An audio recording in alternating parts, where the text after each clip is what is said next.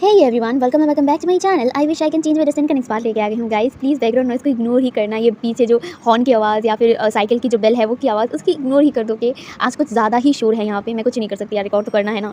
मेरा रूम ही ना balcony side पे है और इसीलिए ना बाहर की शोर और भी ज़्यादा आ रहा है। मैं क्या करूँ यार, जस्ट इग्नोर करोगे। तो चलिए शुरू करते हैं आज का पार्ट। तो प्रीवियस पार्ट में हमने देखा था कि जो वंशन का जो पास्ट लाइफ स्टोरी था वो खत्म हुआ था और हम लोग अब से प्रेजेंट लाइफ की स्टोरी सुनने वाले हैं, जहाँ पे अब हम लोग उसी रूम में देखते हैं जिस रूम में विंग एंड वांग जी थे। एंड विंग ने अपने हस्बैंड यानी कि वांग जी को अपनी पास्ट लाइफ स्टोरी याद दिलाया था। यहाँ पे जो वांग जी धीरे धीरे अपनी आंखों को ओपन करता है। एंड आंखों को ओपन करने के बाद उसके सामने वो ओमेगा था जिसके लिए उसने अपनी ज़िंदगी भी दे दिया था। वो इस ओमेगा से प्यार तब से करता था जब उसने उसे शुरुआत में देखा था। हाँ, ये वही ओमेगा है जो आज उसका ओमेगा है। वो ये सोच कर ही उसकी आंखों से आंसू निकल गए थे। वो सारी चीज़ें जो भी उसने मेमोरी में देखा था, वो सारी चीज़ें याद करके उसकी आंखों से सच में आंसू निकल गए। वो विंग का हाथ जो वो पकड़ा हुआ था वो उसे और भी ज़्यादा टाइटली पकड़ लिया था, जहाँ पे जो विंग था, विंग भी अपने आंखों को ओपन कर लिया था और उसकी आंखों से भी आंसू बह गए थे। और वो ठीक अपने अल्फ़ा को ही देख रहा था, जहाँ पे जो मतलब वांग जी था, वांग जी कहता है विंग, ये कहकर वो उसकी तरफ देखता है जहाँ पे जो विंग था, विंग जो और टाइम वेस्ट ना करते हुए तुरंत अपने हस्बैंड के पास चला गया और उसे एकदम टाइटली एकदम कस के हक कर लिया। जहाँ पे जो वांग जी था, वांग जी भी उसे एकदम टाइटली हक कर लिया था। वो उसे हक करते हुए कहता विंग, ये तुम हो, हाँ ये सच में तुम हो। ये कहकर वो उसे मतलब किस करने लगा, वो उसके फेस पे किस करने लगा, उसके नेक पे किस करने लगा। वो विश्वास नहीं कर पा रहा था कि वो विंग उसका है। हाँ, विंग उसका है, वो जिंदा है। ये सोच कर ही वो विंग को और भी ज़्यादा टाइटली हक कर लिया था, जहाँ पे वांग जी को विंग भी और भी ज़्यादा कस के हक कर लिया था। विंग ने अपना जो हेड था वो वांग जी के एकदम नेक पे रखा था और वो और भी कस के उसे हक कर लिया था, जहाँ पे जो वांग जी था, वांग जी ने विंग के कमर पे हाथ रखा हुआ था और दूसरा हाथ उसने विंग के पीठ पे रखा था, उसे एकदम कस के पकड़ के, जहाँ पे वो दोनों ही रो रहे थे क्योंकि आखिरी जो वक्त था वो बहुत ज़्यादा पेनफुल था उनके लिए, जहाँ पे विंग के सामने ही वांग जी ने अपना दम तोड़ा था। और उसके बाद की जो भी स्टोरी था, उन्होंने उस लॉकेट के थ्रू देखा था कि विंग ने किस तरह से खुद को ख़त्म किया था और साथ ही साथ उसने लेनान को भी मारा था। ये सारी चीज़ें विंग एंड वांग जी के लिए पेनफुल थी सच में, जहाँ पे दोनों ने ही अपने फैमिली मेम्बर्स को खोया था। ये कम दर्दनाक नहीं था उनके लिए। विंग ने अपने फैमिली मेम्बर्स को अपने आंखों के सामने मरते हुए देखा था और वांग जी ने अपने पिता को खोया था, अपने भाई को खोया था और उसका प्यार, वो अपने प्यार को भी खोया था। ये सारी चीज़ें उनके लिए सच में बहुत ज़्यादा पेनफुल था। उन्होंने कभी सोचा भी नहीं था कि उनके लाइफ में ये भी दिन आएगा जहाँ पे उन लोगों ने अपने आप को मरते हुए देखा। सच में बहुत ज़्यादा पेनफुल था उनके लिए। ये सोचकर ही तो उनकी आंखों से आंसू जैसे रुकने का नाम नहीं ले रहा था और वो दोनों ने एक दूसरे को इतनी प्यारी, इतनी टाइटली हक किया हुआ था जैसे कि उनकी पूरी जो लाइफ थी वो उस हक में ही एकदम डिपेंडेंट था। विंग एंड वांग जी जो रो रहे थे वो बहुत देर तक एक दूसरे को हक किए रहते हैं, जहाँ पे कुछ देर बाद जो विंग जो वांग जी के नेक पर मतलब सिर रखकर रो रहा था, वो अपने हेड को वांग जी के नेक से हटाता है और वो वांग जी की तरफ देखता है। वांग जी जो खुद भी रो रहा था, उसकी आंखों से आंसू निकल रहे थे, वो विंग की तरफ देखता है। विंग जो अपना हाथ वांग जी के एकदम चिक्स पे रखता है और उसकी आंखों के आंसू को पोंछते हुए कहता है अल्फ़ा, मुझे माफ़ कर देना, ये सारी मेरी गलती है, सारा कुछ सिर्फ मैंने किया है, मेरी वजह से वहाँ पे इतना सब कुछ हुआ था, हमारे पास्ट लाइफ में इतना कुछ हुआ था। मैंने मेरी गलती की वजह से मैंने आपको खो दिया, मैंने मेरी फैमिली को खो दिया, मैंने सबको खो दिया था, मुझे माफ़ कर दीजिए, ये सारी मेरी गलती है, सारी। काश मैं लेनान की वो बातों पे नहीं आता, काश मैं उसे विश्वास ना करता तो शायद उस टाइम वो सारी चीज़ें नहीं हुआ होता। मुझे माफ़ कर दीजिए अल्फ़ा, मुझे माफ़ कर दीजिए। ये कहकर वो रोने लगा था और वो अपने सिर को नीचा कर लिया था क्योंकि वो सच में गिल्टी था। काश उसने वो उस गलत पर्सन को ना चुनता, काश वो अपने अल्फ़ा, अपने सोलमेट, अपने प्यार को यानी कि वांग जी को चुनता।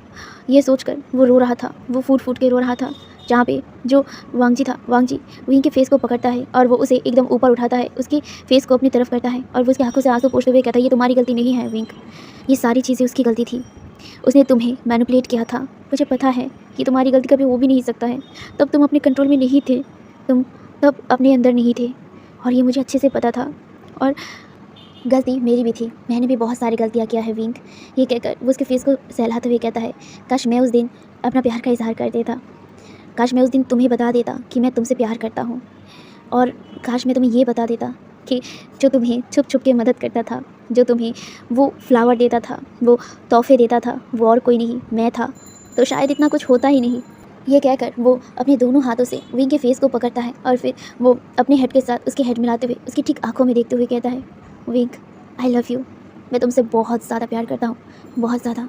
ये कहकर वो उसके लिप्स पर किस कर देता है, जहाँ पे विंग की आंखों से आंसू निकल गए थे एंड वो भी उस किस में मेल्ट हो जाता है, जहाँ पे उसे अपने दोनों हाथ को वांग जी की नेक पे रख दिया था और उसे और भी ज़्यादा अपनी तरफ खींच लिया था और वो बहुत ही सॉफ्टली किस का रिस्पॉन्स दे रहा था, जहाँ पे जो वांग जी था, वांग जी अपनी टंग को विंग के मुंह में इंसर्ट कर दिया था और वो उसे उसके मुंह को एक्सप्लोर कर रहा था, उसके माउथ को एक्सप्लोर कर रहा था एंड वांग जी को विंग पूरी तरीके से वो फ्रीडम दे दिया था, जहाँ पे जो वांग जी था, वांग जी विंग के कमर को टाइटली पकड़ लिया था और उसे एकदम अपनी और भी करीब खींच लिया था। वो दोनों ही अभी भी बैठे हुए थे, जहाँ पे वांग जी के ऊपर विंग बैठा हुआ था, जहाँ पे जो विंग था, विंग मौन कर उठता है क्योंकि वांग जी विंग की जो कमर था उसे टाइटली पकड़ लिया था और विंग के मुंह में और भी डीपली उसे किस करने लगा था, जहाँ पे उस डीप किस की वजह से विंग मौन कर उठा था, जहाँ पे वांग जी विंग को और भी पैशनेटली और भी डीपली किस करने लगा था। वो दोनों बहुत देर तक किस करते हैं, बहुत देर तक, जहाँ पे विंग की सांसें अब एकदम फूल चुकी थी एंड ये देखकर तब जाके विंग को वांग जी ने छोड़ दिया था एंड यहाँ पे जो वांग जी था, वांग जी एंड विंग दोनों ही बहुत ही गहरी गहरी ब्रेथ ले रहे थे, जहाँ पे जो विंग था, विंग जो गहरी गहरी ब्रेथ ले रहा था उसका फेस जो पूरी तरीके से लाल पड़ चुका था, वो ब्लश कर रहा था, वो शर्मा रहा था, जहाँ पे उसने शर्म के मारे अपने फेस को एकदम नीचे कर लिया था। वो अभी भी बहुत ही गहरी गहरी ब्रेथ ले रहा था क्योंकि वो दोनों बहुत देर तक किस किया था और इस वजह से विंग हाँप रहा था। वो हाँपते हुए अपने फेस को कहीं पे जैसे छुपाना चाहता था, उसे बहुत ज़्यादा शर्म आ रहा था और आई भी क्यों ना, क्योंकि लान वांग जी जो प्रीवियस में किंग था उसकी दिमाग में कभी नहीं आया था, मतलब अपने प्रीवियस लाइफ में कभी नहीं आया था कि लान वांग जी जो किंग है कल्टिवेशन वर्ल्ड का, वो उसे प्यार करेगा और वो भी इतना बेइंतहा प्यार। सच में उसने कभी नहीं सोचा था कि वो कभी भी लान वांग जी को अपना पति बना भी पाएगा, अपने पति के रूप में पाएगा। हाँ, पति बना पाएगा। सच में लान वांग जी अब उसका पति है, महाराज लान वांग जी उसका पति है, उसका अल्फा है।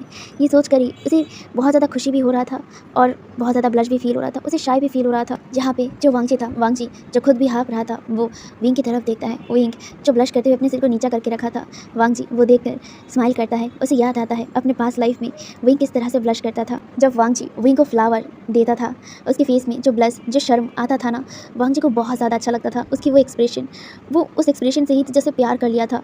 वो एक्सप्रेशन अब विंग के फेस में देखकर उसे और भी ज़्यादा खुशी हो रहा था और वो अपने हाथ से विंग के फेस को पकड़ता है और वो धीरे से उसके फेस को ऊपर उठाता है और उसकी तरफ देखता है, जहाँ पे विंग जो ब्लश कर रहा था, अपने आंखों को झुका लिया था, वो भी अपने आंखों को उठाकर महाराज लान वांग जी की तरफ देखता है, जहाँ पे वो उसके आइज़ में देखकर जैसे खो ही गया था। वो गोल्डन आइज़ जिसमें विंग के लिए सिर्फ और सिर्फ प्यार था, लव था, रिस्पेक्ट था, प्रोटेक्टनेस था, उसके लिए ओवर प्रोटेक्टिव सारी चीज़ें वांग जी की आंखों में विंग देख सकता था, उसकी फीलिंग्स तो समझ सकता था। जो समझते ही उसकी जो फेस था वो और भी ज़्यादा खिलखिला कर उठा था। वो स्माइल करते हुए अपने दोनों हाथ को वांग जी के फेस पे रखा और फिर वो एकदम सॉफ्ट एंड लो टोन में कहा, अल्फ़ा आई लव यू, मैं आपसे प्यार करता हूँ बहुत ज़्यादा, इतना ज़्यादा कि मैं आपको अपने से कभी अलग नहीं होने दे सकता, मैं कभी भी आपको मुझसे अलग होने नहीं दूंगा। ये कहकर वो स्माइल करता है, वही बनी तीत सा, वही क्यूट सा स्माइल जिस पे वांग जी हमेशा घायल होता रहता था। जो अभी देखकर वांग जी जो एकदम उसे देखने लगा था अपनी वही गोल्डन आइज से, बस एक टक देख रहा था उसकी स्माइल को, उसकी फेस को, उसकी जो ग्लो था, फेस की जो ग्लो जो और भी ज़्यादा ब्यूटीफुल था, जिसे देखकर वांग जी जो विंग के फेस की तरफ देखते हुए कहता है, खूबसूरत, तुम बहुत ज़्यादा खूबसूरत हो विंग, बहुत ज़्यादा। ये कहकर उसके फेस को वो सहलाने लगा। ये सुनकर जो विंग था, विंग और भी प्यारी तरीके से स्माइल करने लगा।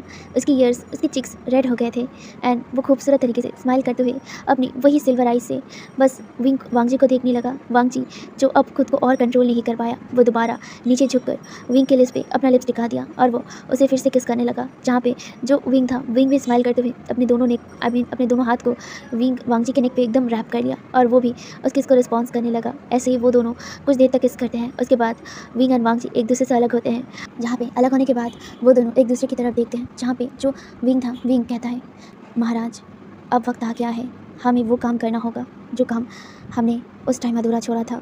ये सुनकर जो वांग जी कहता है, ये नायरन को ख़त्म करना। ये सुनकर जो विंग कहता है, हाँ ये नायरन को उसे ख़त्म करना होगा किसी भी हालत में। ये सुनकर जो वांग जी अपने सिर को नोट करता है और फिर वो कुछ सोचते हुए विंग की तरफ देखता है। वो विंग से बहुत सारे सवाल करना चाहता था क्योंकि उसके दिल में अभी भी बहुत सारे सवाल थे, जैसे कि विंग को अपनी पास्ट लाइफ की स्टोरी कैसे याद आया, मतलब वो वांग जी को अपनी पास्ट स्टोरी याद दिलाया था, लेकिन उसे कैसे याद हुआ, उसे ये जानना था। जहाँ पे यही सोचते हुए वो विंग की तरफ देखने लगा। विंग भी अपने हस्बैंड की तरफ देखता है और वो समझ गया था कि वांग जी क्या पूछना चाह रहा था। जहाँ पे ये समझते ही वो अपनी जो लॉकेट था, जिसे वो अपनी हाथों में लिया हुआ था, वो उसे सामने दिखाते हुए कहता है, इसकी वजह से इसकी वजह से मुझे सारी बातें याद आ पाया था।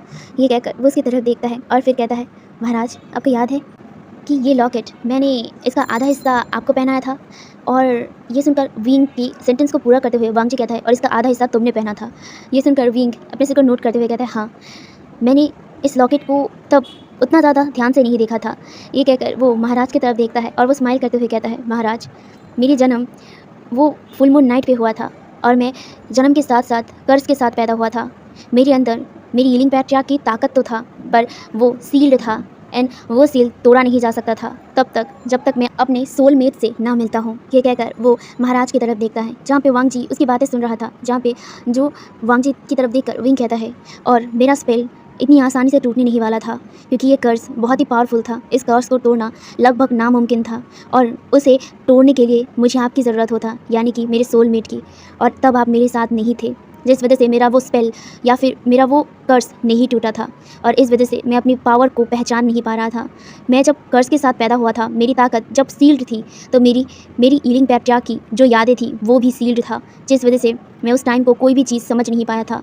जब यन आयरन मेरे अंदर एंटर किया था तब मेरी अंदर की हीलिंग पैट्रियार्क की जो पावर था वो पहचान चुका था यन आयरन को, और इस वजह से वो बहुत बार कोशिश किया था मेरे अंदर से यन आयरन को बाहर निकालने की, लेकिन क्योंकि वो मुझे या फिर मेरी पावर को इस्तेमाल नहीं कर सकता था, जब तक मैं अपनी शक्ति को पहचान ना लूँ तब तक वो इस्तेमाल नहीं कर पाएगा उसकी पावर्स, या फिर कह लो कि मैं इस्तेमाल नहीं कर सकता हूँ अपनी पावर्स। और यन आयरन ने इसी चीज़ का बहुत अच्छे से फ़ायदा उठाया और उसने मेरी पूरी बॉडी पे कंट्रोल कर लिया था, लेकिन वो ये नहीं जानता था कि मेरे अंदर जो सोल है वो कितना ताकत रखता था। बस वो श्राप, वो जो भी कर्ज था उस वजह से मैं इस्तेमाल नहीं कर पा रहा था या फिर मैं अपनी शक्ति को पहचान नहीं पा रहा था। लेकिन हाँ, मैं उस सोल के साथ, उस यन सोल के साथ बात कर पाता था, या फिर कह लो कि मेरी शक्तियाँ जो लॉक थी वो सील था, वो बात कर पाता था यन सोल के साथ।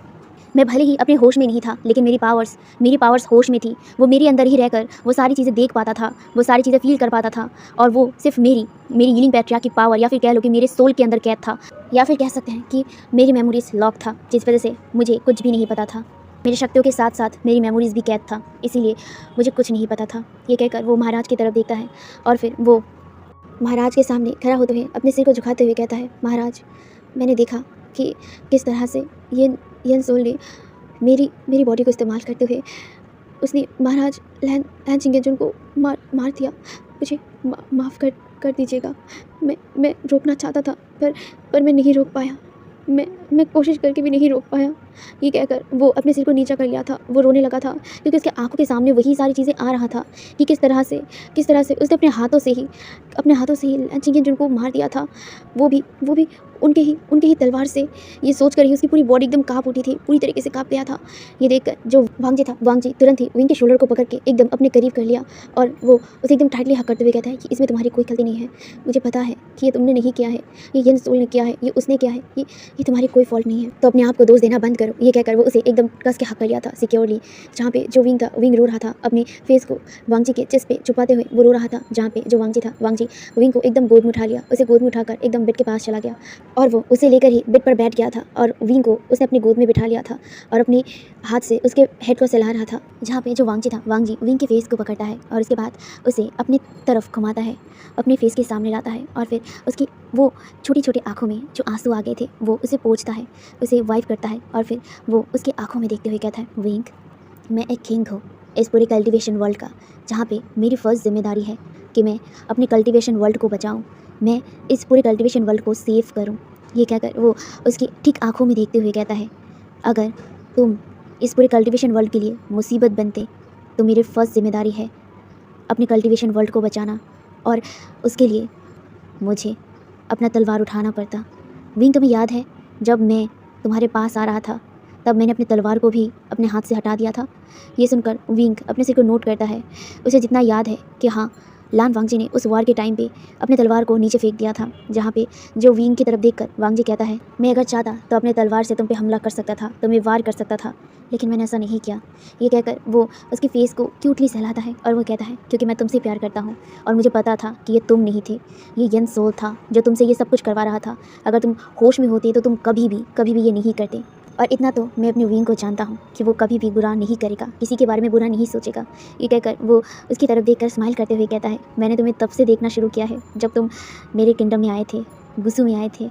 ये कहकर वो क्यूटली स्माइल करता है और वो कहता है, तुम्हें याद है जब मैं तुम्हें पनिशमेंट देता था तब तुम किस तरह से चिढ़ते थे, मुझसे गुस्सा करते थे। जब मैं तुम्हें वो फ्लावर देता था तुम किस तरह से हंसते थे। तुम्हारी वो सारी एक्सप्रेशन, सारी वो क्यूट हरकतें मैं ऑब्जर्व करता था। तो वो क्यूट एक्सप्रेशन, वो मासूम चेहरा कैसे डेविल हो सकता है। मेरे दिमाग में तब ये था और तब मैं कभी भी अपने विंग के ऊपर हमला नहीं कर सकता था। मुझे पता है कि उस टाइम मेरी ज़िम्मेदारी ये था कि मैं पूरे कल्टिवेशन वर्ल्ड को बचाऊं, बट मेरी ज़िम्मेदारी ये भी था कि मैं अपने प्यार को बचाऊं। ये कहकर वो उसकी तरफ देखता है और वो कहता है, अगर मुझे तुम्हें मारना भी पड़ता, मुझे अगर उस ऑप्शन को चुनना पड़ता जो मैं कभी नहीं चुनता, तो फिर तुम्हारे साथ साथ मैं अपनी ज़िंदगी भी देना चाहता, क्योंकि तुम्हारे बिना जीना मेरे लिए मरने से कम नहीं है, तो मैं तुम्हारे साथ ही जाता। ये कहकर वो स्माइल करता है। विंग ये सारी बातें सुन रहा था और वो जितना सुन रहा था उतना ही उसकी आंखें और भी नम हो रहा था। सच में उसने अपनी लाइफ में ऐसा क्या कर लिया था कि उसे इतना इतना अच्छा हस्बैंड मिला, इतना प्यार करने वाला हस्बैंड मिला, जो जिसके पास पूरा हक था उसे मारने का, उसे ख़त्म करने का, लेकिन उसने नहीं किया क्योंकि वो उसे प्यार करता है और वो जानता है कि विंग ईविल नहीं है। सच में विंग ये सोच कर ही उसके फेस में खुशी था, साथ ही साथ इमोशनल भी था। वो इमोशनली अपने हस्बैंड को देख रहा था। वो अपनी अपने हाथों से वांग जी के फेस को पकड़ते हुए कहता है, हस्बैंड आप क्यों इतना प्यार करते हैं मुझसे? आखिर मेरे अंदर है क्या जो आप मुझे इतना प्यार करते हैं? क्यों करते हैं मुझसे प्यार? ये कहकर वो उसकी तरफ देखने लगा। विंग की बातों को सुनकर वांग जी उसके चेहरे को सहलाते हुए कहता है, तुम्हारे अंदर एक सॉफ्ट हार्ट है जिसमें सिर्फ प्योरनेस है, प्योरनेस जिसमें कोई भी डार्कनेस नहीं है, कोई भी इविलनेस नहीं है, और मैं ठीक इस वजह से तुमसे प्यार करता हूँ।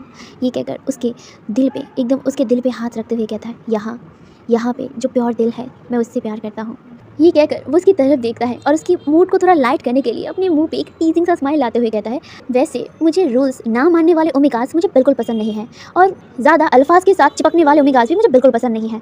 और हाँ, वो जो ज़्यादा रूल्स को लेकर कंप्लेन करता है, मुझे वैसे ओमेगास भी बिल्कुल पसंद नहीं है। और हाँ, जो लोग ज़्यादा मेसी हालत में रहते हैं, मेसी तरीके से रहते हैं, वैसे ओमेगास भी मुझे बिल्कुल पसंद नहीं है। ये कहकर वो वांग जी विंग की तरफ देखने लगा था। विंग जो इतना ज़्यादा इमोशनल था, इतना ज़्यादा वांग जी की बातों को सुनकर इतना ज़्यादा खुश था, उसकी फेस में स्माइल था, उसकी आंखों में आंसू थे, इमोशनल था। वो इमोशंस ना एक ही झटके में जैसे वांग जी ने कब्बारा कर दिया, एक तरह से एकदम हटा ही दिया उसके दिमाग से, उसके दिल से।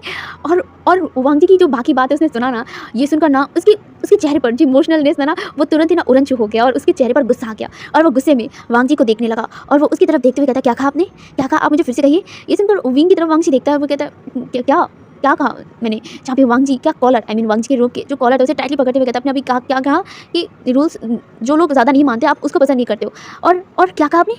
अल्फाज से ज़्यादा चिपकते हैं। मैंने कब चिपका? हाँ, मैं किससे चिपका था? हाँ, मैं कौन से अल्फा के पास गया था? आप मुझे बताइए। हाँ, और रूल्स, वो घुसा पीटा रूल्स, वो रूल्स, ये रूल्स है या फिर कुछ और है? हाँ, वो रूल्स ये देखने में कितना ज़्यादा अजीबोगरीब है। हंसना मना है, दौड़ना मना है, ज़्यादा खाना मना है, और कितने सारे अजीबोगरीब नियम है।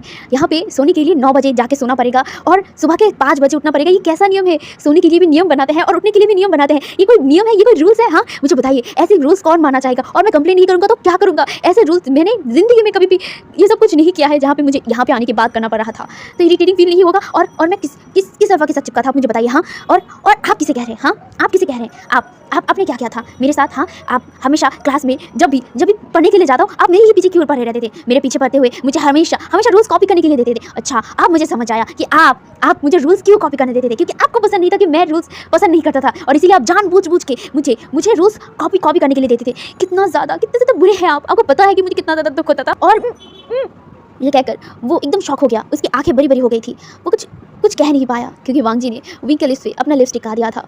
वांग जी की तरफ विंग अपनी बड़ी बड़ी आंखें करके देख रहा था, जहाँ पे वांग जी ने विंग को एकदम बेड पे ना लिटा दिया था और उसके ऊपर आ गया था और अपने लिप्स को विंग के लिप्स के साथ अटैच कर लिया था और वो उसे किस करने लगा था, बहुत ही ब्रूटली किस करने लगा था। जहाँ पे जो विंग था, विंग थोड़ी देर के लिए शॉक रहता है, लेकिन वो भी उस किस का रिस्पॉन्स धीरे धीरे करने लगा था। जहाँ पे वांग जी उसके लिप्स को बहुत ही क्यूटली सक करता है, उसी थोड़ा बहुत बाइट देता है। जहाँ पे जो विंग था, विंग भी वांग जी के लिप्स पे बाइट करता है और वो दोनों बहुत ही पैशनेट और बहुत ही मेसिली किस करने लगे थे। वांग जी के नेक पे विंग जो उसके कपड़े को टाइटली पकड़ के रखा था, वो धीरे धीरे उसके नेक पर अपना हाथ लेके जाता है और वो उसे एकदम टाइटली पकड़ लेता है एंड उसे अपनी तरफ और भी ज़्यादा खींचने लगता है। जहाँ पे जो वांग जी था, वांग जी भी विंग के बहुत करीब आ गया था और वो उसके लिप्स को बस लगातार सक किए जा रहा था, बाइट किए जा रहा था, उसे बहुत एग्रेसिवली किस करने लगा था। विंग भी किस का रिस्पॉन्स तो कर रहा था, लेकिन उसकी सांसें भी अटक रही थी क्योंकि वांग जी बहुत फोर्स यूज़ कर रहा था। जहाँ पे जो वांग जी था, वांग जी बहुत देर तक उसे किस करता है। जब विंग को अब सच में ब्रीथ लेने में बहुत ज़्यादा मुश्किल होता है, तब जाके वो वांग जी के चेस्ट पर मतलब हिट करता है दूर हटने के लिए, एंड तब जाके वांग जी विंग से दूर हुआ था। जहाँ पे विंग बहुत ही गहरी गहरी ब्रीथ ले रहा था, उसकी सांसें इतनी ज़्यादा फूल चुकी थी ना, वो अपने मुंह को खोल कर सांस ले रहा था और वो वांग जी की तरफ देखने लगा था। वांग जी की ये सडन एक्शन वो समझ नहीं पाया कि असल में हुआ क्या है। अभी तो वो उसे चिढ़ा रहा था, उसे टीज़ किया जा रहा था, उसे बता रहा था कि विंग किस तरह से अल्फाज के साथ चिपकता है। हालांकि उसे पूछना है कि वो कब किसी अल्फाज के सामने चिपका था और इसका मतलब क्या है। जहाँ पे जो विंग था, विंग कुछ कहने की कोशिश करता है, लेकिन उसकी बात को वहीं पे ब्लॉक करते हुए जो वांग जी था, वांग जी विंग के रोप को एकदम ढीला कर देता है और वो उसकी नेक पर ना अटैक कर देता है। विंग कुछ समझ नहीं पाया। जहाँ पे जो वांग जी था, वांग जी विंग के नेक पे किस करने लगा था, उसे बाइट करने लगा था। हालांकि विंग की पूरी नेक पर वांग जी की बाइट मार के निशान थे, लेकिन उसी मार के ऊपर ही वांग जी फिर से बाइट करने लगा था, उसे मार्क देने लगा था, लब बाइट देने लगा था। जहाँ पे जो विंग था, विंग शुरुआत में रोकने की कोशिश कर रहा था, लेकिन वांग जी जो रुक नहीं रहा था, ये देखकर उसने भी हाल छोड़ दिया और वो अपने दोनों हाथ को वांग जी के हेड पे रख दिया और वो अपनी आंखों को बंद करके इसे फील करने लगा, वांग जी की किसेस को, वांग जी की बाइट को। जहाँ पे वांग जी विंग के नेक पर किसेस करते हुए धीरे धीरे करके विंग के जो रोप था वो वांग जी विंग के शोल्डर से नीचे कर देता है और वो उसकी शोल्डर पे भी किस करने लगा, उसके शोल्डर पे बाइट मार्क डालने लगा। ऐसे ही करके वो विंग के दोनों शोल्डर पे किस करता है, दोनों शोल्डर पे बाइट मार्क देता है और वो धीरे धीरे करके एकदम नीचे विंग के चेस्ट के सामने आने ही वाला था कि तभी विंग की आंखों के सामने ना कुछ चमकने लगा। विंग अपनी आंखों को बंद करके वो फील कर रहा था, विंग वांग जी के लिप्स को फील कर रहा था और वो मुँह से आवाज़ें भी निकाल रहा था, लेकिन जब वो चीज़ चमकता हुआ उसकी आंखों के ऊपर पड़ा ना, उसने अपनी आंखों को ओपन कर लिया और अपने हाथ में देखने लगा, वो लॉकेट चमक रहा था। एंड जब वो ये फील किया ना, उसकी आंखें बड़ी बड़ी हो गई और वो तुरंत ही वांग जी की तरफ देखा। वांग जी जो विंग के चेस्ट की जो रोप थी उसे हटाने के लिए अपने हाथ को बढ़ाने लगा। ये देखकर ना वांग जी का हाथ विंग तुरंत ही पकड़ लिया और वो उसकी तरफ देखने लगा। वांग जी कंफ्यूज हो गया और उसकी तरफ देखने लगा कंफ्यूजिंगली। विंग का फेस पूरा लाल पड़ चुका था, पूरा इतना ज़्यादा लाल पड़ चुका था कि वांग जी भी इसे देखकर कंफ्यूज हो गया। जहाँ पे वो देखता है कि उसकी पूरी नेक, उसकी पूरी बॉडी एकदम लाल पड़ चुका था। ये देखकर ना विंग की तरफ वांग जी देखता है और फिर वो कहता है, विंग क्या हुआ, क्या कुछ हुआ है, तुम्हारी तबीयत ठीक है ना। ये कहकर वो अपना हाथ विंग के फेस पे रखा, उसका फेस गर्म हो चुका था। एंड ये देखा ना वांग जी उसे कहता है, क्या हुआ, क्या तुम पर हीट आने वाला है। ये कहकर वो उसे चेक करने लगा, जहाँ पे विंग का फेस पूरा लाल पड़ चुका था, पूरा लाल। वो अपने मुँह से कोई शब्द नहीं निकल पा रहा था और वो बस बड़ी बड़ी आंखें करके ना बस वांग जी को ही देखे जा रहा था। वांग जी जो अभी भी समझ नहीं पा रहा था कि हुआ क्या है उसे, वो ऐसा रिएक्ट क्यों कर रहा है। जहाँ पे जो विंग था, विंग अपने मुँह से वो कुछ कहने की कोशिश कर रहा था। जहाँ पे वांग जी जो विंग के पास, विंग के जो ऊपर था ना, वो विंग के चेहरे के पास आता है और फिर कहता है, क्या हुआ, क्या कुछ हुआ है, तुम्हारा तबीयत ठीक है ना। ये कहकर वो उसके फेस को सहलाने लगा एंड उसके लिप्स के करीब आ गया और वो उसके लिप्स को देखने लगा। ये देखकर जो विंग था, विंग अपने मुँह से कुछ कहने वाला था कि तभी एक और वॉइस उनको इंटरप्ट करते हुए कहते, रुको रुको रुको रुको प्लीज़, अब स्टार्ट मत हो जाना, प्लीज़ स्टार्ट मत हो जाना। ये सुनकर ना वांग जी दोनों इतना ज़्यादा चौंक गए थे, इतना ज़्यादा, वांग जी सबसे ज़्यादा चौंक गया था और वो इतना ज़्यादा चौंक गया था कि वो विंग के ऊपर से इतनी ज़ोर से हटा कि वो बेड से ही धड़ाम से नीचे गिर गया एंड वो अपने कमर को पकड़ के ना दर्द से करहा उठा। एंड ये देखकर जो विंग था, विंग कहता, महाराज आप ठीक तो है ना। ये कहकर वो तुरंत ही बेड से नीचे उतर गया और वो वांग जी के पास आ गया। वांग जी इतना ज़्यादा शौक था और वो अपने कमर को पकड़ा हुआ था और वो समझ नहीं पाया कि ये आवाज़ कहाँ से आया। वो ना अब ना अपनी नज़र को ऊपर उठाते हुए वो विंग की तरफ देखता है। विंग जो वांग जी के पास आ गया था और वो वांग जी की मतलब जो बैक था उसे देख रहा था और वो कहता है, महाराज अब ठीक तो है ना। जहाँ पे जो वांग जी था, वांग जी थी, ये किसका आवाज़ था। ये कहकर वो मतलब विंग की तरफ देखा। उसके बाद वो ना अब रूम की तरफ देखने लगा। रूम में कोई नहीं था, लेकिन ये आवाज़ हाँ उसने सही सुना, ये आवाज़ उसने सुना है, पर ये आवाज़ कहाँ से आया। वो अभी भी ढूंढने लगा। जहाँ पे जो वांग जी की तरफ विंग देखता है और फिर वो समझ जाता है। समझने के बाद वो महाराज की तरफ देखता है। उसका फेस पूरा लाल था, पूरा लाल, उसकी पूरी बॉडी तक भी ना लाल पड़ चुका था और वो अपने रोप को ठीक करा था जल्दी जल्दी करके। एंड वो अपने रोप को ठीक करने के बाद वो महाराज की तरफ देखता है, जहाँ पे वांग जी अभी भी विंग को ही देख रहा था और वो समझ नहीं पा रहा था कि विंग कितना ज़्यादा लाल क्यों हो रहा है, क्या उसका तबीयत ठीक है और ऊपर से ये कौन था, किस बंदे ने उनके रूम में आने का हिम्मत क्या था। जहाँ पे जो विंग था, विंग जब अपने रोप को ठीक करने के बाद वो महाराज की तरफ देखता है। उसके बाद वो कहता है, महाराज वो मैं, जहाँ पे वो ये कहने वाला था कि तभी वो आवाज़ दोबारा कहता है, अरे जल्दी से बोलो उसे कि मैं यहाँ पे हूँ। तुम दोनों क्या शुरू कर दिया है शेमलेस की तरह। अगर एक दूसरे से टाइम बिताना ही है तो अकेले बिताओ ना, बीच में मुझे क्यों पीस रहे हो। आजकल के बच्चे भी ना कितना ज़्यादा शेमलेस हो चुके हैं। हमारे टाइम के बच्चे ना ऐसे नहीं थे, एकदम बहुत ही ज़्यादा संस्कारी थे, लेकिन आजकल के बच्चे इतना ज़्यादा शेमलेस बन चुके हैं, बड़े लोगों के सामने ही शुरू हो जाते हैं। ओ गॉड, मैं कहाँ पे आके पिस गया हूँ। ये कहकर वो आवाज़ गूंज उठा था और ये सुनकर ना वांग जी का फेस भी एकदम लाल पड़ जाता है, एकदम पूरी तरीके से लाल पड़ गया था और वो हैरान भी था। वो शॉकिंगली ना विंग को देखने लगा था। विंग ने अपने सिर को नीचा ही कर लिया था और साथ ही साथ वो भी इतना ज़्यादा लाल पड़ चुका था, इतना ज़्यादा लाल पड़ चुका ना कि वो अपने मुँह से कोई शब्द नहीं निकाल पा रहा था। जहाँ पे विंग ने ये सारी शब्द सुनने के बाद ना बेड की तरफ देखता है और वो कहता है ग्रैंडमा आप ऐसे कैसे कह सकते हैं? हाँ, आप कितने बड़े शिमलेस हो? आपको किसने कहा था कि आपको मेरी और उसकी प्राइवेट मूवमेंट को देखने के लिए? ये कहकर वो बेड की तरफ देखने लगा और वांग जी विंग को देखने लगा कंफ्यूजिंगली, क्योंकि बेड पे कोई था ही नहीं। वो बेड की तरफ देखकर क्यों कह रहा था, क्या कह रहा था? और ग्रैंडमा जहाँ पे जो वांग जी था, वांग जी अभी भी कंफ्यूजिंगली विंग को देख रहा था, जहाँ पे विंग जो अभी भी बेड की तरफ देख रहा था और वो कहता है आप यहाँ से निकलिए, अब यहाँ से बाहर जाइए, अब क्यों है यहाँ पे? अब तो आपको चले जाना चाहिए था ना। ये सुनकर जो बेड के टाइप मतलब बेड के सामने से ही आवाज़ आता है, हाँ अब सारी गलती मेरी है। हाँ तुम कितने बड़े शेमलेस हो, तुम्हें पता है कि मैं इस लॉकेट के अंदर हूँ, तो तुम्हें जाहिर सी बात है तुम्हें समझना चाहिए कि मैं यहाँ पे हूँ। अब तुम तुम्हारी गलती को मेरे ऊपर मत डालो, ये तुम्हारी गलती है, तुम दोनों की गलती है। ये कहकर उस लॉकेट से आवाज़ आता है। ये सुनकर ना जो विंग था, विंग ना अपने मुंह फुला लिया था और वो कहता है ग्रैंडमा अब बहुत ज़्यादा इरिटेटिंग हो, अब कितना ज़्यादा बात करते हो। ये सुनकर उस लॉकेट से दोबारा आवाज़ आता है, हाँ मैं ज़्यादा बात करता हूँ या फिर तुम ज़्यादा बात करते हो। ये सुनकर ना जो वांग जी था, वांग जी कंफ्यूज हो जाता है। वो फिर से बेड की तरफ देखता है, वो देखता है कि उस बेड में ना वो कुछ चमक रहा है, ये तो वही लॉकेट है। उस लॉकेट से आवाज़ आ रहा है जहाँ पे जो विंग था, विंग अब ना उठता है, वो मतलब बैठा हुआ था, वो वांग जी के सामने बैठा हुआ था ना, वो उठ जाता है और वो उठकर ना बेड के सामने आके खड़ा होता है और वो कहता है आप अभी के अभी बाहर आइए, अभी के अभी बाहर आइए। ये कहकर वो उसकी तरफ देखता है, आई मीन उस लॉकेट की तरफ देखता है जहाँ पे ये सुनकर उस लॉकेट से आवाज़ आता है, ठीक है आ रहा हूँ मैं। ये कहकर वो जो लॉकेट था वो धीरे धीरे करके ना एक इंसान का शेप लेने लग गया था, धीरे धीरे करके। एंड ये देखकर वांग जी बहुत ज़्यादा शॉक्ड हो गया, वो अपनी आंखें को बड़ी बड़ी कर लिया और वो अपनी बड़ी बड़ी आंखों से ना देखने लगा उनके बेड में कोई है और उसे पता भी नहीं चला। और क्या, जहाँ पे जो वांग जी आई मीन विंग था, विंग तो बस वहीं पे खड़ा हुआ था मुंह फुलाकर और वो अपने तिरछी आंखों से आई मीन अपनी घूरती हुई आंखों से ना बस बेड की तरफ देख रहा था, उस आकार की तरफ जो एक इंसान का रूप ले रहा था, जहाँ पे धीरे धीरे करके वो लॉकेट एक इंसान के रूप ले लेता है और वो इंसान का रूप लेते ही ना वो पर्सन अपने आंखों को पूरी तरीके से ओपन करता है। ओपन करने के बाद उसकी नज़र भी डायरेक्ट विंग की तरफ ही घूम गया था और विंग वो भी घूर के देख रहा था और सामने जो बैठा हुआ था वो भी उसे घूर के देख रहा था और वांग जी अभी भी कंफ्यूज होकर उन दोनों को देख रहा था। उनके बीच में उन दोनों के बीच में ये कौन था और ये वुमेन है कौन? और उनके रूम में एक लेडी था, कब से था, कहाँ से था, कैसे था? और सबसे बड़ी बात वो और विंग जो भी कर रहा था, क्या इस लेडी ने सब कुछ देख लिया था? ये सोचने के बाद ही ना वांग जी का पूरा फेस एकदम लाल पड़ चुका था, पूरे टमाटर से भी ज़्यादा लाल हो चुका था।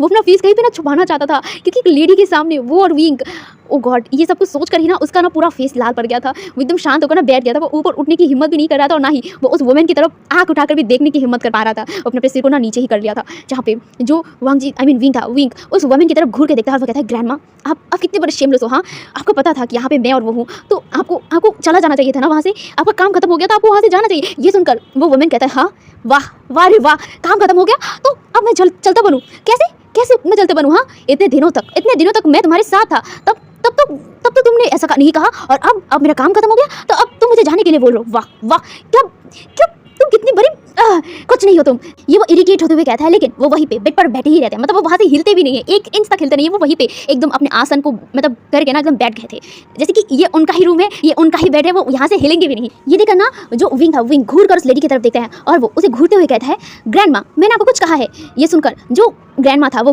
घूर के वांग जी एंड विंग दोनों को ही देखते हैं, लेकिन उसने कुछ नहीं कहा, वो वहीं पे उस बेड पर ही ना बैठा रहा। ये देखकर ना विंग अपने मुंह को फुलाते हुए कहता है ग्रैंडमा मैंने आपको कुछ कहा है, अब आप यहाँ से जाइए। ये सुनकर जो ग्रैंडमा था वो कहता है नहीं मैं नहीं जाऊँगा। ये सुनकर ना जो वांग जी था, वांग जी भी इरिटेट हो गया था कि इस लेडी की हिम्मत कैसे हुई, वो उसके रूम में आकर ही उसे ही बोल रहा है कि वो यहाँ से नहीं जाएंगे। बड़ा ढीठ मतलब औरत है, उसे समझ नहीं आ रहा था, उसे गुस्सा भी आ रहा था और साथ ही साथ उसे बहुत ज़्यादा शर्म भी आ रहा था, वो कुछ कह नहीं रहा था, बस वो विंग को ही देख रहा था। विंग जो गुस्से में मतलब अपने पैर को पटकता है और वो कहता है ग्रैंडमा आपने मुझे कहा कि मैं शिमलेस हूँ, आप बहुत बड़ी शिमलेस हो, आप देख रहे हो कि हम हस्बैंड और वाइफ एक दूसरे के साथ हैं, तो आप यहाँ पे करोगे क्या? आप यहाँ से जाओ ना। ये सुनकर ग्रैंडमा घूर कर उन दोनों को देखकर वो कहता है मैं नहीं जाऊँगा, मतलब नहीं जाऊँगा, और तुम दोनों हस्बैंड एंड वाइफ मेरे ही वजह से बने हो। अगर मैं नहीं होता ना तो तुम और वो लड़का क्या नाम है उसका, हाँ लान वांग जी, ये दोनों ना एक नहीं होते। तुम दोनों को एक करने में मैंने कितनी पापड़ बेले हैं तुम्हें पता भी है? हाँ ये कहकर वो विंग की तरफ घूर कर देखते हैं। ये सुनकर ना विंग भी एकदम उस लेडी की तरफ घूर कर देखता है और वो कहता है हाँ आपने पापड़ बेले हैं तो मैंने क्या किया है? हाँ ये सुनकर जो ग्रैंडमा थे वो अपनी बड़ी बड़ी आंखें करते हुए कहते हैं हाँ तुमने क्या किया है? हाँ तुम कुछ कर भी नहीं पा रहे थे, तुम शादी रोक पा रहे थे? हाँ तुम उस लैनान के बच्चे को उसे अपने से दूर कर पा रहे थे? नहीं ना, मैंने तुम्हें मदद किया उस लैनान को वहाँ से हटाने के लिए, तुमसे दूर करने के लिए। याद भी है तुम्हें? हाँ मैंने कितना बड़ा एहसान किया था तुम्हारे ऊपर, तुम भूल कैसे सकते हो? हाँ ये कहकर वो उसकी तरफ घूर के देखता है और वो कहता है कि तुम्हारी खुद नसीबी है कि मैं उस वक्त तुम्हारे साथ था, मैं उस महल में, इस लान वांग जी के महल में था। इस बच्चे के महल में, वो भी एक बॉक्स के अंदर था। इस छोटे से बच्चे ने मुझे एक बॉक्स के अंदर कैद करके रख दिया था। सच में मुझे उसके अंदर से बाहर निकलने में कितना ज़्यादा वक्त लगा तुम्हें पता है? लेकिन मैंने बहुत मुश्किल से बाहर निकला और फिर मैं तुम्हें मदद करने के लिए ठीक तुम्हारे पीछे से लैनान के ऊपर हमला कर दिया। तुम्हें याद भी है उस रात की बात? हाँ कि लैनान तुम्हें किस तरह से टच कर रहा था, तुम पर वार कर रहा था, तुम शादी रोकने के लिए अपनी माँ के पास जा रहे थे, उसे बोलने के लिए, अपने माँ को बोलने के लिए कि तुम ये शादी रोकना चाहते हो, बट तुमसे तो कुछ हुआ ही नहीं था, तुम शादी भी नहीं रोक पाए और ना ही लैन आन को तुमसे दूर कर पाए। वो तो मैं था जो लैन आन को तुमसे दूर किया था, तुम्हें एनर्जी दिया था, तुम्हें पावर दिया था ताकि तुम उस लैन आन को अपने आप से दूर कर पाओ। और दूर करने के बाद तुम भूल गए थे। फिर तुम अपने माँ के पास चले गए, अपने माँ से बोलने लगे तुम शादी नहीं करना चाहते। तो एट लास्ट क्या हुआ कि तुम शादी रोक नहीं पाए। वो तो अहम मौके पर मुझे कुछ ऐसा करना पड़ा कि ये शादी रुक जाए, और रुक भी गई, वो भी मेरी बदौलत। ये वो ना चीख कर बोल रही थी, मतलब एक तरफ से कह सकते हो चिल्ला कर बोल रही थी, ठीक विंग की तरह। विंग जिस तरह से चिल्ला कर बोलता है ना, ठीक वैसे ही वो वुमेन भी ना चिल्ला कर बोल रही थी। ये सारी चीज़ें ना वांग जी बस सुन रहा था, और वो ना बार बार अपने कानों को पकड़ रहा था, क्योंकि जितने जोर से चिल्ला रहा था ना कि ये रूम में ना उनकी आवाज़ मतलब गूंज रही थी। Wing and Wangji, I mean Wing and उस वुमेन की ना दोनों की आवाज़ गूंज रही थी चिल्लाते हुए। दोनों ही झगड़ा कर रहे थे, एक दूसरे से झगड़ा कर रहे थे। और वांग जी जितना समझ पाया था कि ये वुमेन कोई मामूली इंसान नहीं है, बट क्या है, क्यों है, उसे बस ये जानना है। वो अभी भी कंफ्यूज हो जा रहा था और बस दोनों को झगड़ा करते हुए देख रहा था। यहाँ पे दोनों अभी भी लड़ रहे थे। वांग जी तो समझ नहीं पा रहा था कि वो क्या करे, एंड दोनों तो अभी भी लड़ रहे थे। एंड उनकी लड़ाई को खत्म करने के लिए फाइनली एक और वॉइस कहता है, तुम दोनों शांत हो जाओ। क्या शुरू कर दिया है तुम दोनों ने? ये सुनकर दोनों ही एकदम शांत हो गए थे, मतलब वो लोग चिल्ला रहे थे एक दूसरे की तरफ, वो एकदम शांत हो गए। और शांत होकर ना वो दोनों एकदम खिड़की की तरफ देखते हैं, जिस खिड़की से धीरे धीरे करके ना दो लोगों की परछाई देखने लगा था। मतलब दो लोग धीरे धीरे करके वहाँ पे अपीयर हो रहे थे। एंड ये देखकर जो वांग जी भी ना घबरा गया, अब यहाँ पे कौन आ गया। एंड वो ना बस देखने लगा उस दरवाजे की तरफ, जहाँ पे उसी चांद की रोशनी में, हालांकि अभी धीरे धीरे रात खत्म हो रहा था, लेकिन अभी जो चांद की रोशनी थी ना, उस चांद की रोशनी में धीरे धीरे करके ना वहाँ पे 2% अपीयर होते हैं। एंड वो 2% में से 1% कहता है, बाउसन तुम क्या बच्चों की तरह शुरू कर दिया हो। ये कहकर वो उस लेडी की तरफ देखते हैं, जहाँ पे जो लेडी था, जो बेड पर बैठा हुआ था ना, जिसका नाम बाउसन था, वो नीचे उतरते हुए ना एकदम तुरंत उस खिड़की की तरफ दौड़ते हुए कहता है कि तुम आ ही गए। ये कहकर वो दौड़ कर उस पर्सन या फिर दूसरे लेडी के पास चला गया, एंड वो उसे एकदम टाइटली हक कर लिया। और वो हक करते हुए कहता है, फाइनली तुम आ ही गए, मुझे बचाओ इनसे, ये दो शेमलेस जो मेरे सामने क्या क्या कर रहे थे। आजकल के बच्चे भी ना कितना ज़्यादा शेमलेस हो चुके हैं, तुम्हें पता भी है। मैं परेशान हो चुका हूँ, पता है, इन दोनों के बीच में ना पिस रहा था मैं। तुम्हें पता है तुम्हारा बाउसन कितना ज़्यादा इनोसेंट है ना, वो दोनों कितना ज़्यादा शेमलेस जैसे हरकतें कर रहे थे। मैं क्या कहूँ, तुम्हें पता है ये दोनों कितना ज़्यादा शेमलेस है। ये कहकर वो नखरे करने लगी। एंड विंग भी लाइक, क्या मैं और वो, जहाँ पे जो विंग था ना, विंग कहता है, ग्रैंडमा आप मुझे क्यों ये सब कुछ बोल रहे हो, आप शिमलेस की तरह देख रहे थे, मैं नहीं। ये कहकर वो चिल्लाने लगा था। और बेचारा वांग जी जो अभी भी कुछ समझ नहीं पा रहा था कि आखिर यहाँ पे चल क्या रहा है। अब यहाँ पे बीच में ये दो वुमेन कहाँ से आ गई। ये वो कहता ही है कि वो उस लेडी, मतलब जो दूसरी लेडी थी जिसने सफ़ेद रोब पहना हुआ था और साथ ही साथ अपने फॉरहेड पर रिबन पहना हुआ था, वो उस लेडी की तरफ देखता है। उसे इतनी देर से उस लेडी की तरफ ध्यान नहीं दिया था, लेकिन अब जाके वो नोटिस किया। एंड वो नोटिस करते ही ना वो एकदम शॉक्ड हो गया, और वो शॉकिंगली देखने लगा उस लेडी को। और वो एकदम लो टोन में कहता है, माँ। जी हाँ, वो और कोई नहीं, मैडम लैन थी, जो लैन ई के साथ ही वहाँ पे आई थी। एंड जो मैडम लैन इतनी देर से अपने बेटे को ही देखे जा रही थी। एंड उसके बेटे जो कि सारा नीचे अभी भी गिरा हुआ था, मतलब वांग जी ना अभी तक उठा ही नहीं था, क्योंकि वो उन दोनों का जो सीन था वो देखने में इतना ज़्यादा बिजी हो गया था, वो समझने की कोशिश कर रहा था, तो वो उठा ही नहीं था। तो अभी भी वो ज़मीन पर गिरा हुआ था, जहाँ पे जो मैडम लैन थी। मैडम लैन वहाँ से हटते हुए एकदम अपने बेटे के पास आ गई। एंड वो अपने बेटे के शोल्डर को पकड़कर उसे वहाँ से उठाया, जहाँ पे वांग जी भी उठ गया। और वो उठकर अपनी माँ की तरफ बस ब्लिंक करते हुए देख रहा था। कितने सालों बाद वो अपने माँ को देख रहा है। उसकी माँ उसके सामने है। एंड ये वो विश्वास भी नहीं कर पा रहा था कि उसकी माँ यहाँ पे है, पर कैसे। एंड उसे अपनी पास्ट लाइफ की स्टोरी से याद आता है कि उसकी माँ गुफा में थी, वो भी कोल्ड केव में। इसका मतलब वो कोल्ड केव में थी। एंड जो कहानी उसने अपनी माँ के मुँह से सुना था, वो सारी चीज़ें भी उसे याद है, लेकिन अभी वो ये पूछना चाहता था कि वो कोल्ड केव में कर क्या रही थी। हाँ, उसे पूरी बात नहीं सुनी थी, मतलब जितना उसकी माँ ने बताया था उतना उसने सुना तो था, लेकिन उसकी माँ ने जब उसे उस गुफा से बाहर निकाला था तब उसने ये नहीं कहा था कि आखिर वो क्यों गुफा में क्यों थी। उसकी उस येन आयरन की कहानी के साथ वांग जी का क्या लिंक है, मतलब वो उस गुफा में कर क्या रही थी, वांग जी की माँ की क्या लिंक है उस येन आयरन के साथ, वो ये पूछ नहीं पाया था तब। तो वो अब अपनी माँ की तरफ देख रहा था, वो भी बहुत इमोशन के साथ, क्योंकि इतने सालों बाद वो अपनी माँ को देख पाया था। तो वो बहुत ज़्यादा इमोशनल था और वो बस अपनी माँ को देख रहा था, जहाँ पे इसकी माँ यानी कि लैन, जो मैडम लैन थी, वो अपने बेटी के चेहरे को पकड़ते हुए कहता है, क्या हुआ अजान, क्या तुम ये सोच रहे हो कि मैं यहाँ पे क्या कर रहा हूँ, या फिर तुम्हारा सवाल ये है कि मैं उस टाइम को तुम्हें उस गुफा से बाहर क्यों निकाल दिया था। हाँ, ये सुनकर जो वांग जी कुछ कहता तो नहीं था, लेकिन हाँ उसके पास ये दोनों ही सवाल थे, मतलब वो ये दोनों ही सवाल का जवाब चाहता था। एंड ये चीज़ मैडम लैन बहुत अच्छे से समझ गई थी। वो अपने बेटी के फेस पे टैप करते हुए कहता है, तुम सच में अपने अंदर की कोई भी बात मुँह से नहीं कहते हो। ये कहकर वो अपने बेटी की तरफ देखता है और वो कहता है, बस ये कह सकता हूँ कि ये तुम दोनों के लिए ज़रूरी था, तुम्हें उस टाइम को उस गुफा से बाहर निकालना और तुम्हें उस वार में ठीक उसी टाइम भेजना जब सब कुछ ऑलरेडी हो चुका हो। ये कहकर वो अपनी बेटी की तरफ देखता है। ये सुनकर वांग जी कन्फ्यूज़ हो गया और वो अपनी माँ की तरफ देखने लगा, जहाँ पे उसकी जो माँ था, वो जो मैडम लैन थी, वो समझ गई थी कि उनका बेटा अभी तक कुछ समझ नहीं पाया था। ये देखकर वो स्माइल करते हैं और वो कहते हैं तुम्हें सब कुछ समझ आ जाएगा अजान। ये कहकर वो स्माइल करते हैं। उसके बाद वो पीछे मुड़ती है एंड वो उन तीनों को देख रही थी, जहाँ पे दोनों लड़ाई कर रहे थे और बीच में एक इंसान जो अपने फेस में छोटा सा, एकदम छोटा सा स्माइल, मतलब कोई एक्सप्रेशन नहीं था, मतलब फेस में एकदम ही एक्सप्रेशन नहीं था, कोल्ड था, लेकिन छोटा सा स्माइल करते हुए बस दोनों को देखे जा रही थी। दोनों जो अभी भी लड़ाई ही कर रहे थे, जहाँ पे जो मैडम लैन थी, मैडम लैन उन दोनों की तरफ देखते हुए कहते हैं अब बस भी करो, क्या शुरू कर दिया है आप दोनों ने। ये कहकर वो उन दोनों की तरफ देखता है। तब जाके जो विंग था, विंग एंड जो बासन सेंडन थी, वो दोनों ही एकदम मैडम लैन की तरफ देखते हैं। मैडम लैन उनकी तरफ ही देखे जा रही थी, जहाँ पे जो बासन सेंडन थी, बासन सेंडन कहता है पहले पहले इस बच्चे को चुप रहने के लिए कहो, उसके बाद मैं चुप होऊंगा। ये कहकर वो पार्ट करने लगती है, जहाँ पे जो बासन सेंडन को देखकर मैडम लैन कहती है आप तो इतनी बड़ी हैं, आप कैसे इस बच्चे से लड़ सकते हो, वो भी छोटा है, वो कितना समझेगा। ये सुनकर जो बासन सेंडन थे, बासन सेंडन मुंह फुलाते हुए कहते हैं हाँ तो मैं भी तो बच्ची हूँ ना, मैं अभी 3 साल का हूँ। ये सुनकर जो मतलब लैन ही थी, लैन ही कहता है क्या कहा तुमने बासन, तुम 3 साल की हो। ये सुनकर जो बासन सेंडन था वो अपनी पत्नी की तरफ देखते हुए कहते हैं हाँ मैं हूँ ना, तुम बताओ, मैं 3 साल का हूँ ना, मैं 3 साल का हूँ। और ये जवान सा लड़का जो मेरे साथ ऐसे बर्ताव कर रहा है, तुम्हारी छोटे से ओमेगा को कितना परेशान कर रहा है, तुम कुछ क्यों नहीं कह रहे हो, तुम कैसे अल्फा हो। ये कहकर वो उसे मतलब उसके शोल्डर पे मारने लगी थी एंड लैन ई बस उसे देखे जा रही थी। कितने दिनों बाद उन्होंने मतलब बासन सेंडन के फेस पे वही वाला लुक देखा, जो लुक वो हमेशा मतलब पसंद करती थी। बासन सेंडन ऐसी ही थी, मतलब बासन सेंडन ऐसे ही बच्चों की तरह हरकतें करती थी और इसीलिए ही तो लैनी हमेशा बासन सेंडन को इसी वजह से ही प्यार करते हैं। और कहीं ना कहीं ठीक इसी चीज़ के लिए विंग भी वांग जी भी विंग को प्यार करता था, उसकी ये नटखटनेस को देखकर। जहाँ पे जो बासन सेंडन को देखकर लैनी कहती है अच्छा बासन शांत हो जाओ, अब यहाँ पे हम लोग जो काम करने के लिए आए हैं वो करने चाहिए, उसके बाद तुम्हें जो फन करना है हम लोग वो करेंगे, ओके। ये कहकर वो उसकी तरफ देखती है, जहाँ पे बासन सेंडन अपने सिर को नोट कर दिया था, लेकिन अभी भी उसके फेस में पाउट था। ये देखकर जो लैनी था वो अपने सिर को सिर्फ नाम में हिलाती है, जहाँ पे वो अब जाके वांग जी की तरफ देखते हैं। वांग जी जो अभी भी बस शांत होकर ना इन लोगों को ही देखे जा रही थी, मतलब ये लोग जो बातें कर रहे थे, जो सब कुछ कर रहे थे ना, बस देखे जा रहा था, उसके सिर के ऊपर से सब कुछ जा रहा था। वो इन दोनों को पहचान नहीं पा रही थी ठीक से, वो बस मतलब लैनी की तरफ देख रही थी। उसे पता नहीं क्यों ये कुछ जाना पहचाना सा लग रही थी, पर उसे दिमाग में आ नहीं रहा था। जहाँ पे जो लैनी था, लैनी जो चलते हुए विंग के वांग जी के पास आके खड़ा हो जाता है एंड खड़ी होती हुई वो वांग जी की तरफ देखते हुए कहता है लान वांग जी, शायद अभी भी तुम बहुत ज़्यादा कंफ्यूज हो, है ना। ये कहकर वो स्माइल करती हैं, एक छोटी सी, जैसे एक लैन मतलब अपने फेस पे कोई एक्सप्रेशन नहीं लाता था, ठीक वैसे ही जो लैन ई थी वो भी एक्सप्रेशन नहीं ला रही थी एंड उसके फॉरहेड पर रिबन देखकर मतलब वांग जी समझ गई थी कि ये भी लैन मतलब प्लान का ही कोई हिस्सा है। तो वो उनकी तरफ देखने लगी, जहाँ पे जो मैडम लैन थी, मैडम लैन कहती हैं वांग जी ये मैडम मतलब लैन ई है, महारानी लैन ई।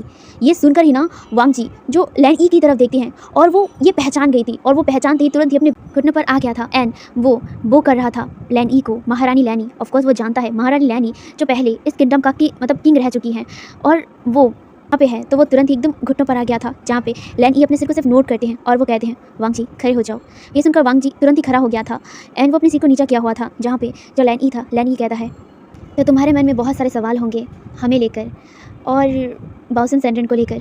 ये कहकर वो बासन सेंडन की तरफ देखते हैं, बासन सेंडन जो अभी भी पाउट किया हुआ था एंड वो भी मतलब अपनी पत्नी के साथ आ गई थी एंड वो उस बच्चे को वांग जी को देखने लगी थी। वांग जी जो बासन सेंडन को देखकर वो भी बो करती है, मतलब बासन सेंडन को बो करता है एंड देन वो देखने लगी थी उन दोनों की तरफ, जहाँ पे वो दोनों जो मतलब एक दूसरे की तरफ देखते हैं। उसके बाद वो कहते हैं हम दोनों वही इमॉर्टल्स हैं जिस इमॉर्टल्स के बारे में तुम्हें पता था, लैन ई और बासन सेंडन।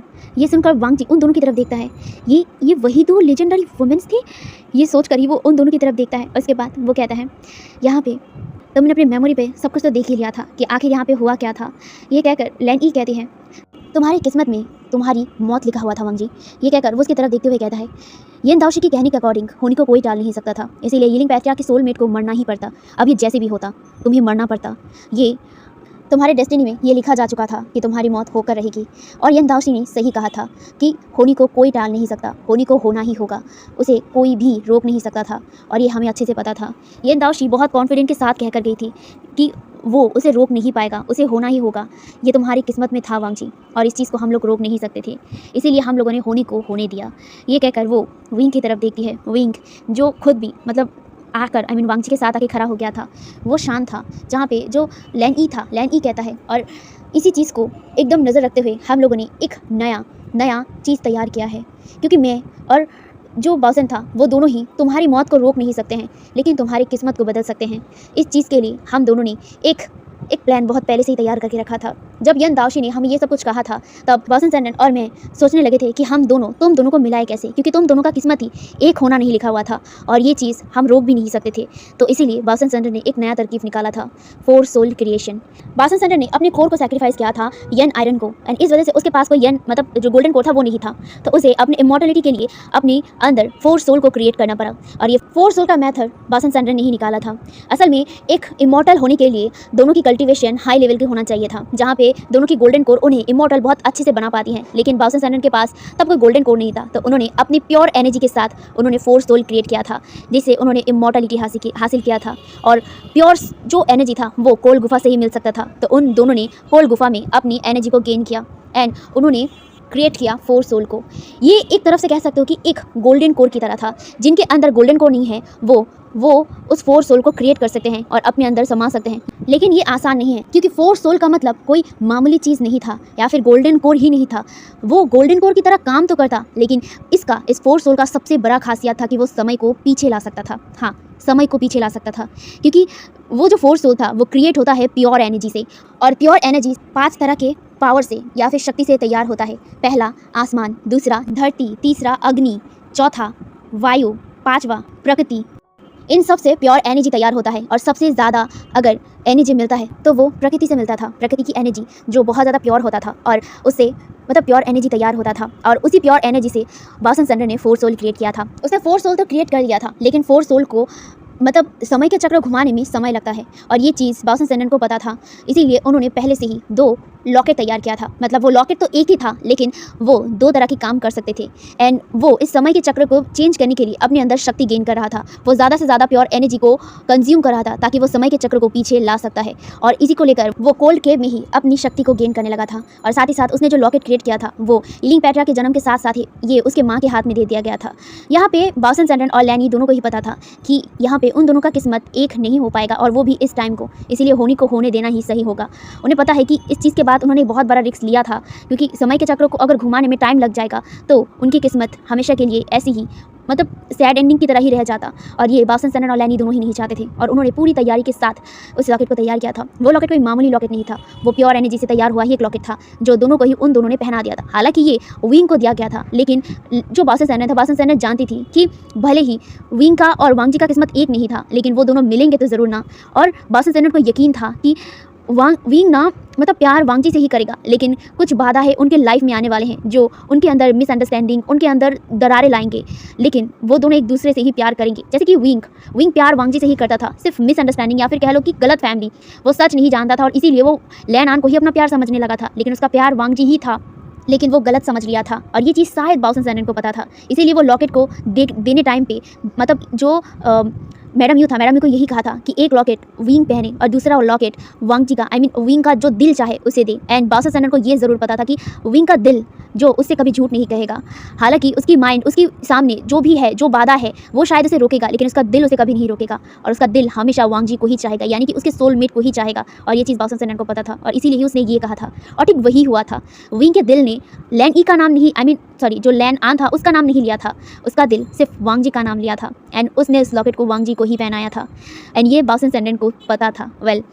अब लॉकेट तो उन दोनों को पहना दिया गया था, अब जो होना था वो होकर रहता। तो लैनी और बाओसन सेंडन ने उन दोनों की जो होनी थी, यानी कि उनकी किस्मत, जो किस्मत में होने वाला था वही उन लोगों ने होने दिया। एंड अंत में जाके विंग एंड वांगजी दोनों का ही मौत हुआ था, और ये चीज़ ही बाओसन सेंडन और लैन ई चाह रहे थे, क्योंकि उनके किस्मत में मौत लिखा हुआ था और उनकी मौत हो चुकी थी, यानी कि उनकी डेस्टिनी में जो होना था वो हो चुका था। तो अब जाके वो उनकी डेस्टिनी को बदल सकते थे, यानी कि टाइम को थोड़ा पीछे ला सकते थे, एंड वही उन लोगों ने किया।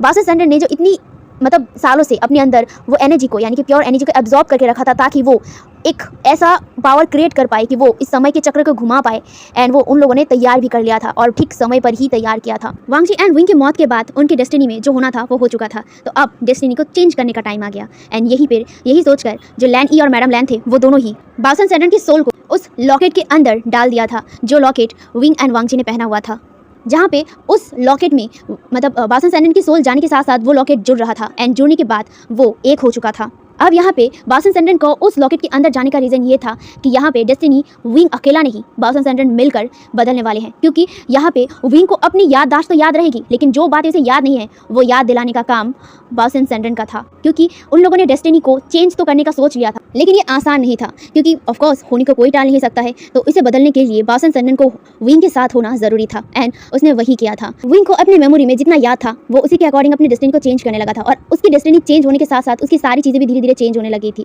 लेकिन बासन सेंडन का अब मेन पॉइंट था कि विंग को कैसे भी करके वांग जी के पास लाना है, and Wangji and Wing को एक करना है, एंड उन लोगों ने वही किया था। और उसके लिए जो बासन सेंडन थी, बासन सेंडन ने जांग फेंगमियान और मैडम यू को उनके पास लाइफ स्टोरी याद दिलाया था, और साथ ही साथ मैडम यू और जांग फेंगमियान को सारा सच बताया। एंड ये जानने के बाद मैडम यू बहुत ज़्यादा टूट गई थी, एंड साथ ही साथ उन्होंने अपने बेटी की किस्मत को चेंज करने के लिए पूरी जी जान लगा दिया। एंड वहाँ पे मैडम यू ने वो प्लान किया था विंग एंड वांग जी को एक करने के लिए। इसका मतलब वांग जी और विंग को एक करने के लिए जांग फेंगमियान और मैडम यू भी थी, मतलब लैन ई और बासन सेंडन के साथ। एंड फाइनली विंग एंड वांग जी को एक कर पाए थे। यहाँ पे अब फ्लैशबैक खत्म होता है और हमें विंग एंड वांग जी जो ये सारी चीज़ें सुन रहे थे, जहाँ पे जो मैडम जो लैन थी वो अपने बेटे की तरफ देखते हैं और वो कहते हैं, और तुम्हारी डेस्टिनी को चेंज करने के लिए मुझे उस टाइम तुम्हें छोड़ के जाना पड़ा था वांग जी। ये कहकर वो अपने बेटे की तरफ देखते हैं और वो कहता है, अजान मुझे पता है कि उस टाइम को तुम्हें छोड़ के जाना और हुआन को छोड़ के जाना मेरे लिए एक गलती था, लेकिन मेरे पास और कोई रास्ता नहीं था, मुझे वो करना पड़ा था तुम्हारे लिए, तुम्हारे फ्यूचर के लिए, तुम्हारी डेस्टिनी के लिए। मुझे उस टाइम उस कोल्ड गुफा में जाना पड़ा था। उस कोल्ड गुफा में जाने के बाद समय का अंतर क्या है वो पता नहीं चलता था। अगर हम वहाँ पे 3 दिन भी बिताते हैं तो वहाँ से 1-2 महीने से भी ज़्यादा बीत जाते हैं। तो मैं उतने दिन बस उस कोल्ड गुफा में अपनी एनर्जी बढ़ा रहा था, अपनी प्योर एनर्जी बढ़ा रहा था, क्योंकि अब सामने बहुत कुछ होने वाला है अजान, जिसे हमें एक साथ मिलकर हराना होगा, उस येन आयरन को ख़त्म करना होगा।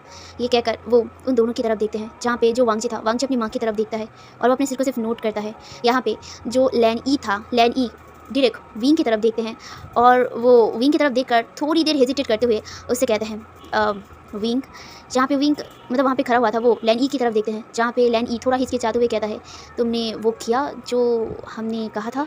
ये सुनकर ना वांग जी विंग की तरफ देखने लगा, और विंग वो थोड़ा सा हिचकिचाते हुए इधर उधर देखने लगा, और वो अपने सिर को खुजाते हुए कहता, वो मैं वो है, हाँ मैं वो ना ऐसे हकलाए जा रहा था। ये देखकर ना वांग जी उसकी तरफ देखता है और वो कहता है विंग, जहाँ पे विंग ना मतलब अपने हस्बैंड की तरफ देखता है और वो कहता है वो ये कहकर वो मैडम जो लैन ई था, लैन ई की तरफ देखता है और वो कहता है मैं कर रहा हूँ, बस थोड़ा टाइम लगेगा।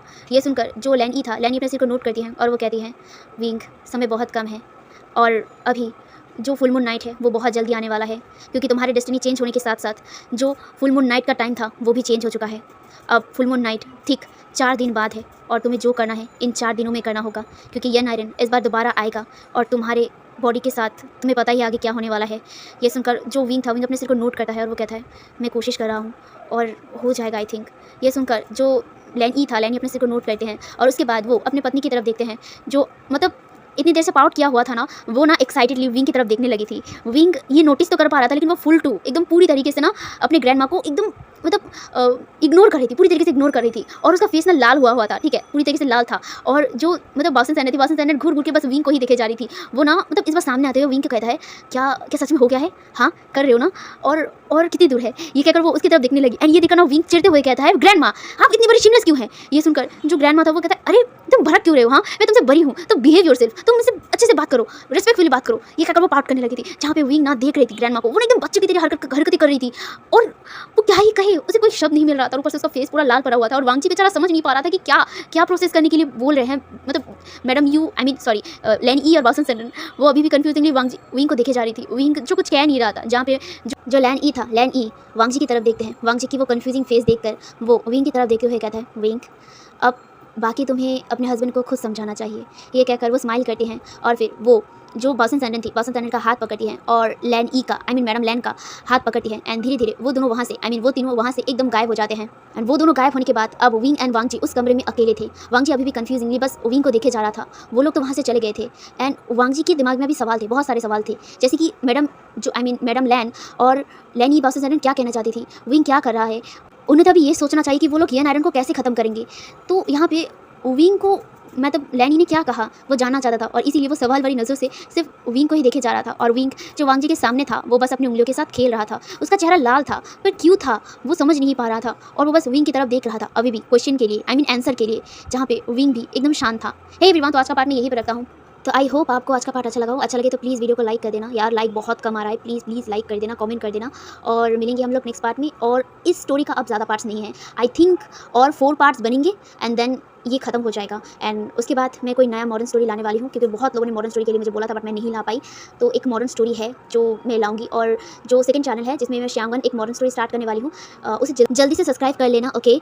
एंड मिलेंगे हम लोग नेक्स्ट पार्ट में, तब तक के लिए बाय बाय।